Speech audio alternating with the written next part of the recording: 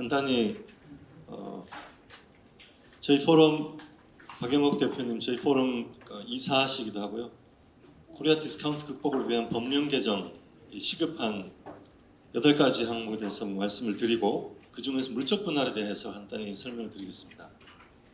물적 분할 요기 전에 책자 보시면 8가지 사안이 있는데 코리아 디스카운트가 한국이 전 세계에서 가장 저평가된 증시 수준이거든요. PBR로 보면은 미국이 약 3.4 정도 되고 대만이 한국과 비슷한 산업 구조 갖고 있는데 1.7 정도로 거래가 되고 있습니다. 한국이 1.0 정도 되고요. OECD 국가 중에서 압도적으로 가장 저평가된 나라입니다. 왜 이렇게 증시가 저평가되어 있느냐? 한마디로 말해서 거버넌스가 독재적 거버넌스, 대주주가 전체 주주의 이익을 대리하는 이사회를 갖지 못하게 이사회를 무력화하고 그 이사회가 대주주 이익만을 대리하고 있기 때문에 사내에 유보되어 있는 현금을 배당하지 않고 주주에게 배당하지 않고 그 이익을 대주주 주머니로 계속 이전하기 때문이다. 그래서 사내에 아무리 많은 현금이 유보되어 있어도 그게 주주에게 넘어오는 것만 그것만큼만 주주 가치로 인정되고 있다. 이렇게 간단히 말씀드릴 수 있을 것 같고요. 그래서 코리아 디스카운트가 되면은 어떤 문제가 있느냐? 아까 전희 대표님과 다 말씀하셨지만 한국이 이제 추격형 경제에서 선도형 경제로 도약해야 되는데 선도형 경제는 시가총액이 곧 기업 경쟁력입니다. 자본 조달을 해야 되기 때문에 그래서 자본 조달 능력에서 한계가 있고 글로벌 경쟁에서 뒤지고 있다. 한국이 뭐 다 아시겠지만 삼성전자, 현대차조차도 특히 삼성전자가 TSMC 역전이 됐잖아요. 시가총액이. 한 5년 전만 해도 시가총액에서 삼성전자가 TSMC 2배였습니다. 근데 지금은 TSMC가 삼성전자 1.5배로 역전이 됐고 지금 점점 그 격차가 벌어지고 있어요. 이렇게 되었을 때 TSMC가 M&A를 한다든지 공격적인 자본 투자를 한다든지 등등의 방법으로 계속 글로벌 경쟁력의 격차를 벌려나갈 수 있다. 이렇게 된 데는 아까 말씀드렸다시피 한국의 이사회는 대주주의 이익만을 대리하고 있다. 독재적인 대주주 독재의 거버넌스를 갖고 있다. 이렇게 말씀드릴 수 있고요. 이런 이사회의 독립성을 회복하고 주주 권리를 회복하기 위해서 필요한 8가지 입법이 필요한데 그 8가지가 합의물체 자수 집중이라고 제가 선프로에서 한번 두 문자 만들었는데 합병 비율을 지금 한국은 시장 가격으로 상장사의 경우에 합병 비율을 시장 가격으로 결정하도록 획일적으로 정해져 있는데 다른 OECD 국가는 전부 공정 가치로 하게 되어 있습니다. 공정 가치로 바꿔야 되고요.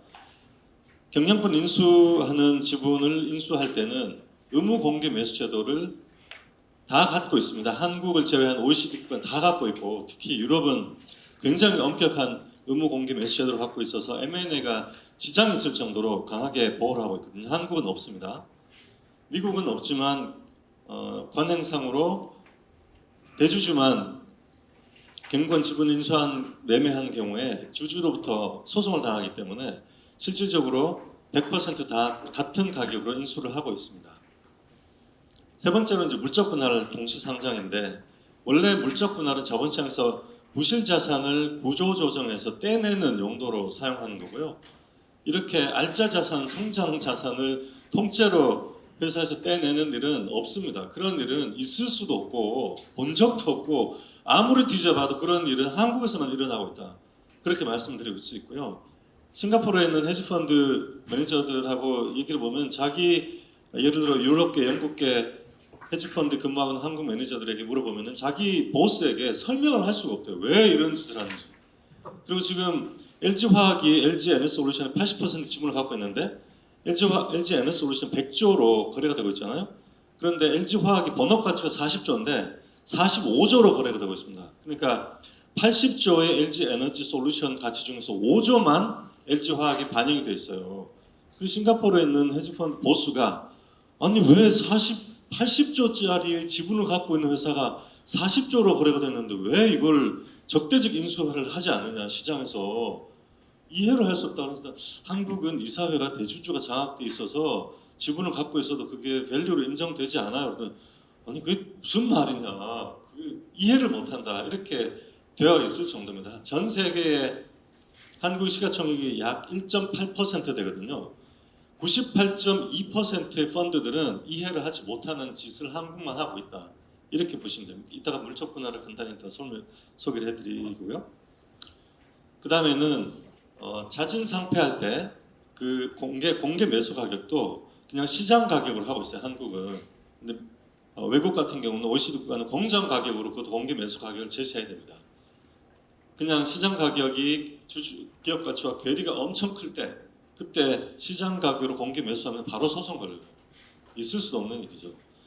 그리고 다섯 번째로 자사주 마법이 있는데 한국은 인적 분할을 하고 자사주를 지주사 용도로 사용되게 될 지주사에 몰아주고 그리고 거기 신주 배정하고 그리고 자사주를 또 경영권 방어 목적으로 매각하고 이렇게 자사주를 갖고 마음대로 대주주 이익을 위해서 거래를 할 수 있거든요. 이렇게 할 수 있는 나라 전 세계 한국밖에 없어요.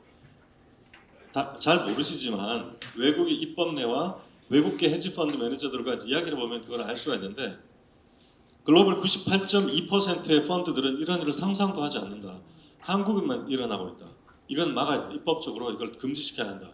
저는 그렇게 말씀드리고 있습니다. 그리고 이사가 주주에 대해서 수탁점, 보호의무를 가지고 있다는 것이 법에 없지만 다른 OECD 국가는 당연히 인정되는데 한국은 대법원이 부정하고 있어요.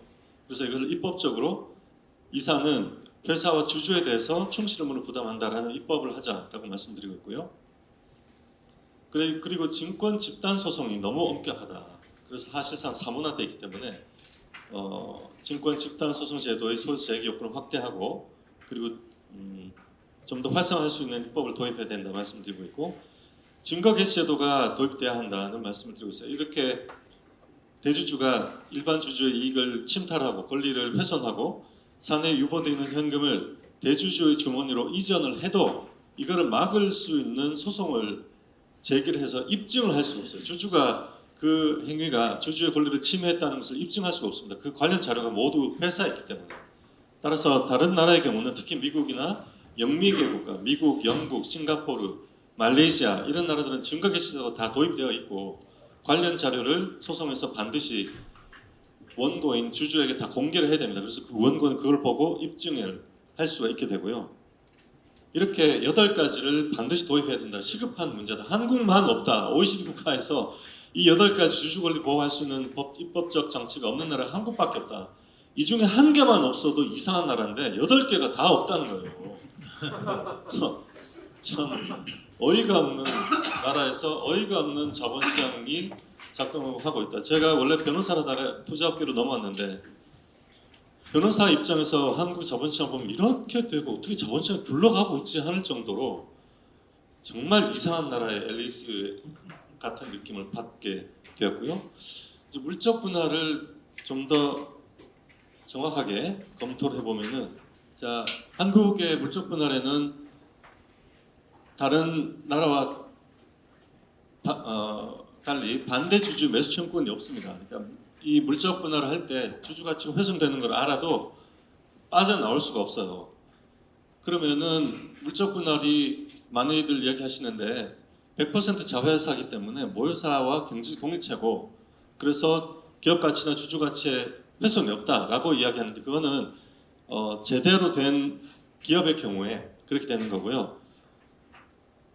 만약에 이사회가 전체 주주 이익을 대리하는 것이 아니라 대주주 이익만을 대리하는 경우는 이사회가 독립성이 훼손되어 있기 때문에 그 자회사 이익조차도 모회사인 예를 들어 LG화학의 그 가치가 반영되지 않습니다. 그거는 이사회가 독립성이 제대로 구현되고 있는 그런 나라와 기업에서 그런 재무 이론이 통용되는 거고요. 그래서 한국은 이사회의 독립성이 없기 때문에 그런 재무 이론이 통하지 않는다. 그게 통했으면은 100조로 거래되는 LG 에너지솔루션의 가치가 LG화학이 반영됐으면 LG 에너지솔루션이 최소 80조로 거래가 되고 있겠죠. 지금 45조로 거래가 되고 있잖아요. 자, 예를 들어서 물적 분할을 하면은 이렇게 예를 들어 LG화학이 배터리 사업부가 있습니다.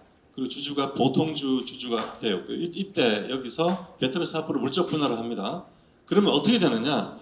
주주는 이 모 회사에 있었던 배터리 사업부에 대해서 보통주의 의결권을 갖고 있잖아요. 그런데 물적 분할을 하면은 모 회사는 배터리 사업부에 대해서 지배력을 갖고 있지만 주주는 우선주의 지위로 강등됩니다.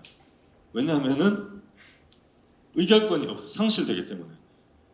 모 회사인 LG화학의 주주는 LG에너지솔루션의 주주총회에 참석할 수가 없어요.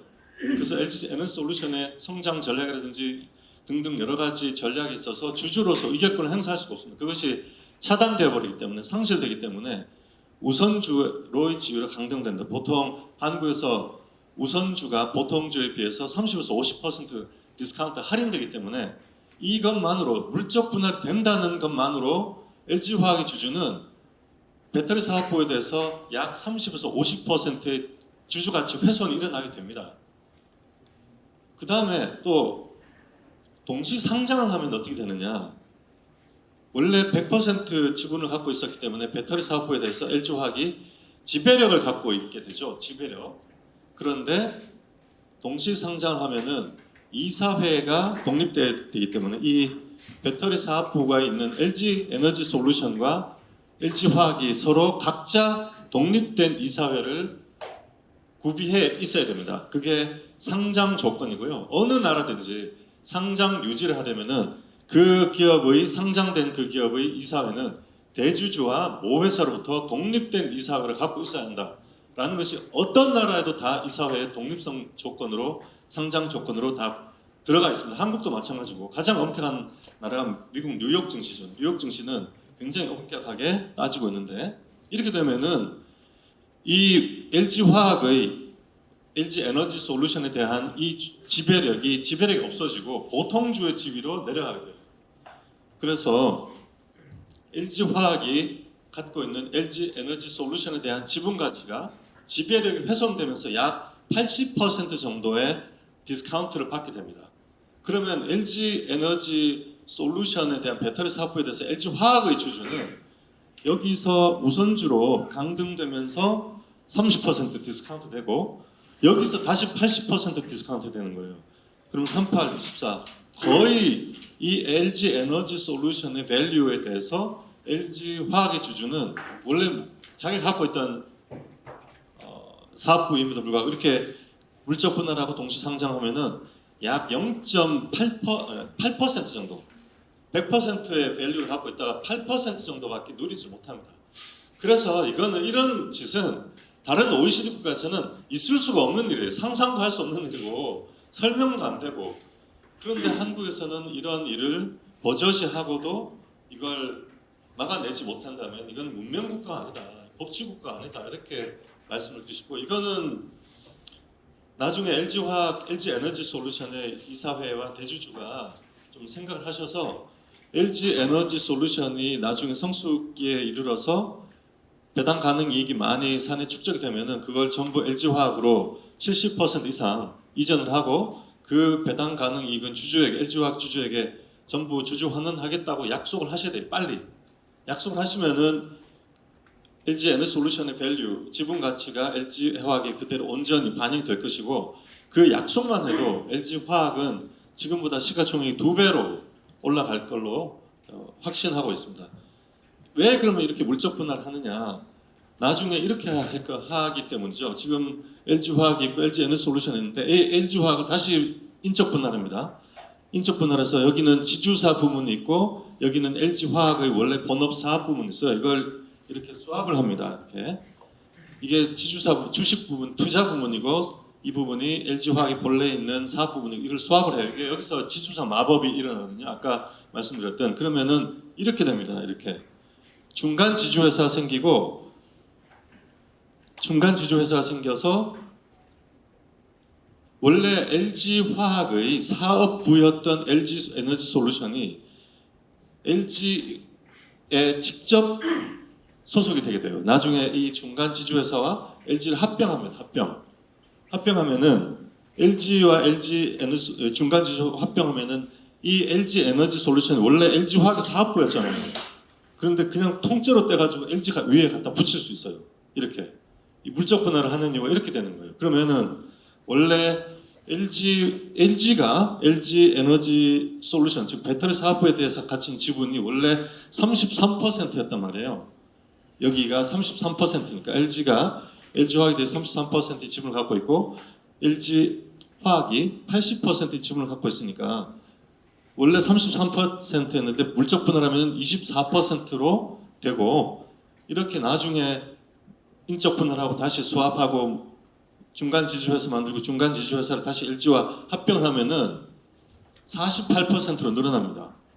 33에서 48로 늘어나요. 15% 늘어나요. 그러면은 LG 에너솔루션이 예를 들어 100조라면 15조가 LG화학에서 LG로 이전되는 겁니다. 부가 그 밸류가 이렇게 하려고 인적 분할을 하지 않고 물적 분할을 했다라고 저희는 추측하고 있고요. 나중에 이제 LG가 어떻게 하는지 한번 두고 보시죠. 그래서 이런 부분들을 막아야 된다. 이건 그냥 시간 관계상 넘어가겠습니다. 그래서 이런 일들이 일어나면은 주주 권리가 심각하게 훼손되기 때문에 그런 주주 가치를 훼손을 막고 그래서 주주 가치와 기업 가치를 일치시키는 이사회를 독립성을 회복시켜야 하는 그 과제로 8가지 입법을 제안드리고 있습니다. 네, 이상입니다. 네.